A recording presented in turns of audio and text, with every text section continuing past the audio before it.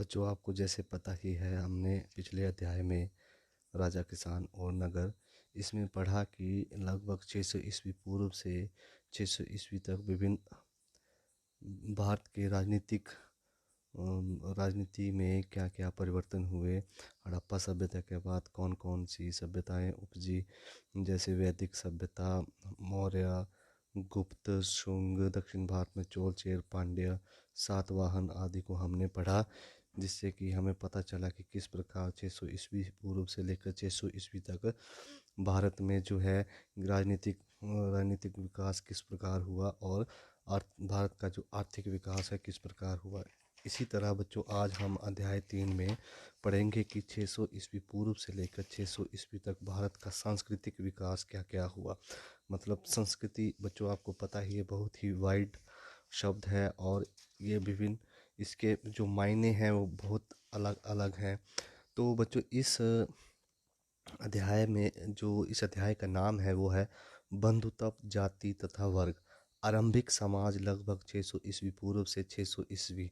Kingship, caste and class, early societies, century 600 BCE, century 600 CE।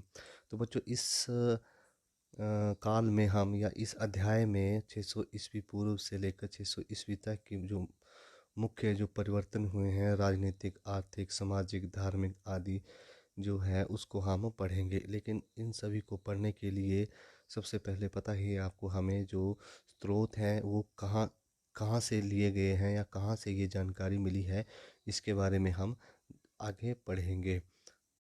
बच्चों, स्रोतों में पुरातत्व अवशेष जिसमें मुख्यतः सिक्के, अभिलेख, प्राचीन भवन एवं स्मारक आदि शामिल है, प्राचीन इतिहास के जानने का जो है वो प्रमुख स्रोत है। तथापि प्राचीन साहित्य ने भी इतिहासकारों को काफ़ी सहायता की है। बच्चों, 600 ईस्वी पूर्व से 600 ईस्वी तक का जो काल है वो उत्तर वैदिक काल से गुप्त काल तक आधारित है।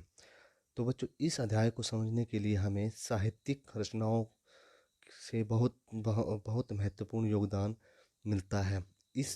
इन साहित्यिक रचनाओं में बच्चों वेद, बौद्धिक साहित्य, सूत्र, धर्मशास्त्र, महाकाव्य प्रमुख हैं। वेदों से हमें आर्यों के बारे में जानकारी मिलती है। बौद्ध साहित्य से हमें बौद्धकालीन समाज की जानकारी मिलती है। और इसी तरह बच्चों, सूत्रों, धर्मशास्त्र तथा महाकाव्यों से हमें प्राचीन भारतीय समाज को जानने में सहायता मिलती है। तो बच्चों, भारतीय उपमहाद्वीप में, या बच्चों इसको अगर हम कहें जम्बू महाद्वीप, अगर आप लोग शादी विवाह देखते होंगे तो जब पंडित मंत्र बोलता है तो उसमें जिसका विवाह हो रहा होता है तो उस समय जो है उसका नाम, उसके गोत्र का नाम और उसके पिता का नाम, दादा का नाम, उसके वंश का नाम और उसके स्थान का नाम, जगह का नाम, देश का नाम और खंड जो है उपमहाद्वीप का नाम भी जम्बू महाद्वीप से भी बोला जाता है। तो बच्चों, उपमहाद्वीप में सबसे समृद्ध ग्रंथों में जो है वो महाभारत है, जो एक बहुत ही विशाल महाकाव्य है। इसमें लगभग 1 लाख से अधिक श्लोक हैं। ये जो है उस समय की जो सामाजिक श्रेणियाँ थी और उस समय की जो परिस्थितियाँ थी उसका जो लेखा जोखा है इसमें प्रस्तुत किया गया है।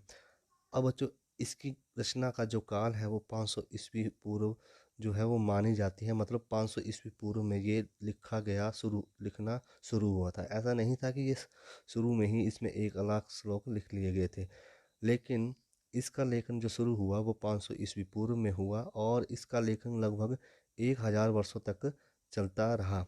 तो बच्चों, आपको पता ही होगा कि महाभारत को जो है वो वेद व्यास ने लिखा है।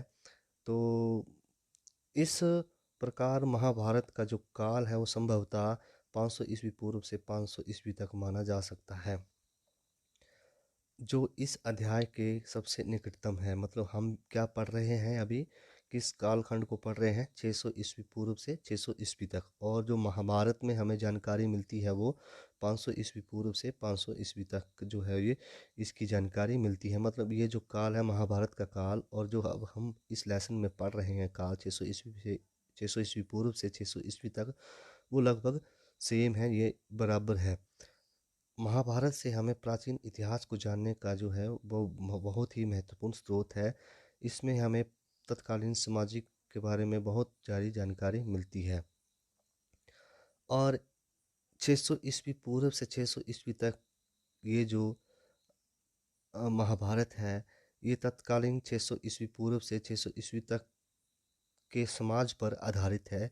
इसलिए इस अध्याय में हम उत्तर वैदिक कालीन समाज से लेकर गुप्त कालीन समाज तक भारत के प्राचीन समाजों के बारे में जो है वो पढ़ा जाएगा, जिसमें उत्तर वैदिक काल, बौद्ध काल, महाकाल, आर्यकाल, मौर्योत्तर काल तथा गुप्तकालीन समाज भी सम्मिलित हैं।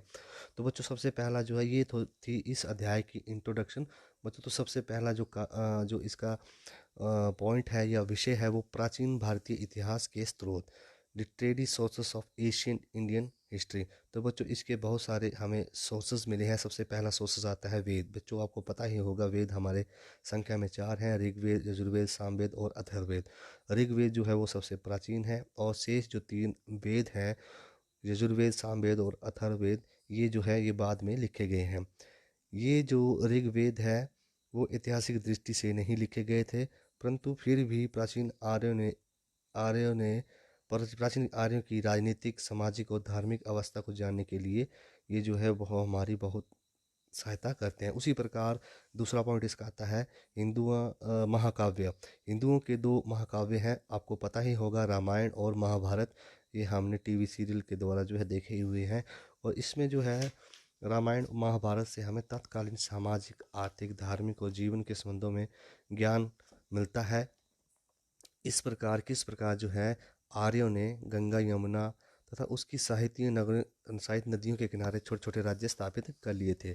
इसमें हमें राजतंत्र तथा गणतंत्र, राजतंत्र आपको पता ही है, मैंने पहले ही बताया हुआ है। राजतंत्र और गणतंत्र आप पॉलिटिकल साइंस में भी पढ़ते हैं, उसके बारे में ज़्यादा मैं डिस्क्राइब नहीं करूँगा।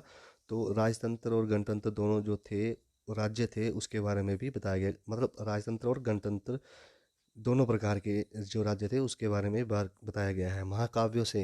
इन दोनों महाकाव्यों से, रामायण और महाभारत से हमें ये जानकारी मिलती है कि आर्य लोग जो थे वो युद्ध प्रिय थे। राज्यों की शक्ति जो थी वो उस समय बढ़ती जा रही थी। और यद्यपि राजा जो थे उन निरंकुश नहीं थे, प्रशासन मंत्रियों द्वारा भी चलाया जाता था, मंत्रियों की सहायता से चलाया जाता था। अत्याचार और कर्तव्य विमुख राजाओं को अपने पद से हटा दिया जाता था। और यहाँ पर इन महाकाव्यों से हमें पता चलता है कि जाति प्रथा जो थी वो दिन पर दिन जो थी सुदृढ़ होती जा रही थी। ठीक है, इसी प्रकार से उपनिषद आ जाते हैं तीसरे। उपनिषद जो है टोटल 108 है, परंतु इसमें जो है मेन 11 जो उपनिषद हैं वो जो है वो महत्वपूर्ण माने जाते हैं। इन 11 उपनिषदों के नाम है ईश, केनु, कठ, प्रश्न, मुंडक, तैत्तिरीय, ऐत्रेय, मांडुक्य, छांदोग्य, बृहदारण्यक बृहदारण्यक और श्वेताश्वर आदि जो है वो बहुत महत्वपूर्ण है। उपनिषद जो है वो वैसे तो ज्ञान प्रधान ग्रंथ है, लेकिन इसमें धार्मिक और आध्यात्मिक सिद्धांतों का जो है वो बहुत ज़्यादा वर्णन किया गया है। इसमें हमें आर्यों की सामाजिक, धार्मिक, आर्थिक स्थिति की जानकारी मिलती है। ठीक है, अब ये जो उपनिषद हैं ये इतने ज़्यादा फेमस हुए हैं, ये इतने ज़्यादा प्रसिद्ध हैं कि विश्व के लोगों को ऊपर जो है विश्व के लोगों के ऊपर जो है इन उपनिषदों का बहुत ही गहरा प्रभाव पड़ा है। यही कारण है कि इन उपनिषदों का कई विदेशी भाषाओं में भी अनुवाद हो चुका है। चौथा इसका आता है ब्राह्मण ग्रंथ। ब्राह्मण ग्रंथ जो है ये गद्य में है। हिंदी आप लोग पढ़ते हैं, आपको पता ही होगा गद्य क्या होता है, पद्य क्या होता है, इसको मैं नहीं बताऊंगा। ब्राह्मण ग्रंथ जो है गद्य में है और इसमें वेद मंत्रों की व्याख्या की गई है। मतलब वेद में जो मंत्र हैं उसको डिस्क्राइब करके बताया गया है कि क्या मंत्र है, किसके लिए कौन सा मंत्र है। वेदों की भली भांति समझने के लिए हमें ब्राह्मण ग्रंथों से बहुत ही सहायता मिलती है। यज्ञों तथा पुरोहिताई के विषय में भी ब्राह्मण ग्रंथ महत्वपूर्ण कृतियाँ हैं। इसमें जो है बच्चों कई राजाओं, ऋषियों की कथाएं भी हैं। इनसे हमें तत्कालीन युग की धार्मिक, सामाजिक अवस्था का भी आभास होता है। इसी तरह से पांचवा आता है सूत्र। इनकी रचना जो है बच्चों 700 ईस्वी पूर्व से 200 ईस्वी पूर्व के बीच हुई। इसमें वेदों में वर्णित सिद्धांतों को संक्षिप्त रूप दिया गया है। मतलब वेद में जो मेन प्रिंसिपल है, मेन सिद्धांत है, उसके बारे में जो है संक्षिप्त छोटे छोटे रूप में बताया गया है। कम शब्दों में जो है अधिक बात कह देना सूत्रों की मुख्य विशेषता होती है। मतलब सूत्र जो है वो बताए गए हैं। सूत्र थोड़े शब्दों में लिखे जाते हैं परंतु वे सारगर्भित होते हैं। इन्हें कंठस्थ करना सरल होता है। सूत्रों को कंठस्थ करना सरल होता है, मतलब याद करना आसान आसान होता है। रट्टा लगाना इनका आसान होता है। ये गद्य और पद्य है, मतलब ये गद्य में भी लिखे गए हैं और पद्य में भी लिखे गए हैं। सूत्र जो हैं वो 3 प्रकार के होते हैं: स्रोत सूत्र, गृह सूत्र और धर्म सूत्र। इसके बाद आता है बच्चों पुराण। पुराण जो है भारतीय प्राचीन इतिहास को जानने का एक महत्वपूर्ण स्रोत है। पुराण जो है वो 18 पुराण है। विष्णु पुराण, वायु पुराण, मत्स्य पुराण, ब्रह्म पुराण तथा भविष्य पुराण जो है वो ऐतिहासिक दृष्टि से बहुत ही महत्वपूर्ण है। महाकाव्य युग से लेकर महात्मा बुद्ध के आगमन तक के इतिहास के संबंध में जो जानकारी है हमें वो पुराणों से मिल जाती है। हिंदुओं की परंपराएं अधिकतर 18 पुराणों में मिलती हैं। अब बच्चों इन 18 पुराणों में से विष्णु पुराण, मत्स्य पुराण, वायु पुराण जो है वो बहुत ही इम्पोर्टेंट है। ये जो 5 पुराण हैं, ये जो पुराण हैं इनके 5 भाग हैं जो मुख्य विषयों से संबंधित है। अब इन पुराणों में मतलब सभी पुराणों के 5 भाग हैं, मतलब इन पुराणों को 5 भागों में हम बांट सकते हैं। तो सबसे पहला जो आता है इसमें संसार की उत्पत्ति, मतलब इस संसार की उत्पत्ति कैसे हुई है। अब इसके बारे में बताया गया। संसार की पुनरुत्पत्ति, मतलब जो संसार की दोबारा से उत्पत्ति कैसे होगी या विनाश होगा तो उसके बाद उसकी उत्पत्ति कैसे होगी उसके बारे में बताया गया है। तीसरा है देवताओं की वंशावली, देवता कौन कौन से हैं उसके बारे में बताया गया है। महायुगों की कहानी, कितने महायुग हैं, कितने युग के बाद एक युग चेंज होता है उसके बारे में बताया गया। पांचवा आता है राजवंश का इतिहास, मतलब विभिन्न विभिन्न राजा महाराजा जो हुए उनके वंशों का इतिहास बताया गया है।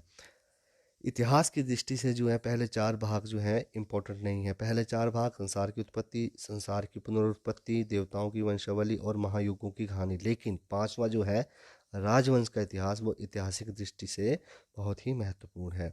ठीक है, इसी तरह से 7वां पॉइंट है इसका बौद्ध और जैन साहित्य। बोधिसत्वों के त्रिपिटक तथा जातकों तथा जैनियों के अंग जैसे ग्रंथों से भी इतिहास के कुछ अंधकारमय भागों पर प्रकाश पड़ता है। कहीं कहीं जो है हमें तत्कालीन राजनैतिक, सामाजिक एवं धार्मिक परिस्थितियों की भी चर्चा मिलती है। सांची के स्तूप, बरहुत के स्तूपों पर भी जातक कथाएं अंकित है।